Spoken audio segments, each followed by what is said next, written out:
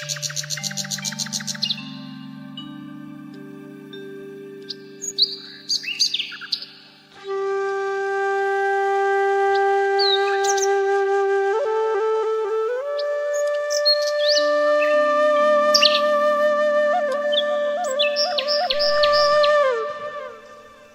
থেকেই আমার একটা পাহাড় কেনার শখ, কিন্তু পাহাড় কে বিক্রি করে তা জানি না।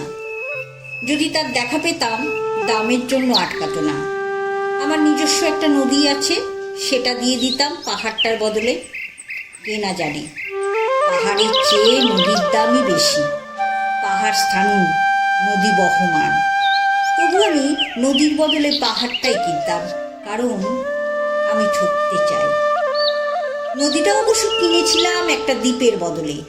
ছেলেবেলায় আমার বেশ ছোট্ট খাট্ট ছিমছাম একটা দ্বীপ ছিল, সেখানে অসংখ্য প্রজাপতি। শৈশবে দ্বীপটি ছিল আমার বড় প্রিয়। আমার যৌবনে দ্বীপটি আমার কাছে মাপে ছোট লাগলো। প্রবহমান ঝিপঝিপে তন্নি নদীটি বেশ পছন্দ হলো আমার। বন্ধুরা বলল, ওইটুকু একটা দ্বীপের বিনিময়ে এত বড় একটা নদী পেয়েছিস, খুব জিতেছিস তো মাইরি। তখন জয়ের আনন্দে আমি বিহ্বল হতাম। তখন সত্যিই আমি ভালোবাসতাম নদীটিকে। নদী আমার অনেক প্রশ্নের উত্তর দিত, যেমন, বলো তো আজ সন্ধেবেলা বৃষ্টি হবে কিনা। সে বলতো, আজ এখানে দক্ষিণে গরম হাওয়া, শুধু একটি ছোট্ট দ্বীপে বৃষ্টি। সে কি প্রবল বৃষ্টি, যেন একটা উৎসব। আমি সেই দ্বীপে আর যেতে পারি না। সে জানতো, সবাই জানে, শৈশবে আর ফেরা যায় না। এখন আমি একটা পাহাড় কিনতে চাই। সেই পাহাড়ের পায়ের কাছে থাকবে কখন অরণ্য। আমি সেই অরণ্য পার হয়ে যাব, তারপর শুধু রুক্ষ কঠিন পাহাড়।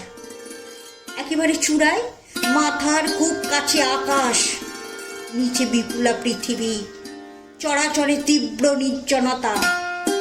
আমার কণ্ঠস্বর সেখানে কেউ শুনতে পাবে না। আমি ঈশ্বর মানি না, তিনি আমার মাথার কাছে ঝুঁকে দাঁড়াবেন না। আমি শুধু 10 দিককে উদ্দেশ্য করে বলবো, প্রত্যেক মানুষই অহংকারী।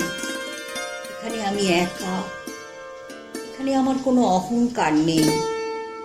এখানে জয়ী হবার বদলে ক্ষমা চাইতে ভালো লাগে।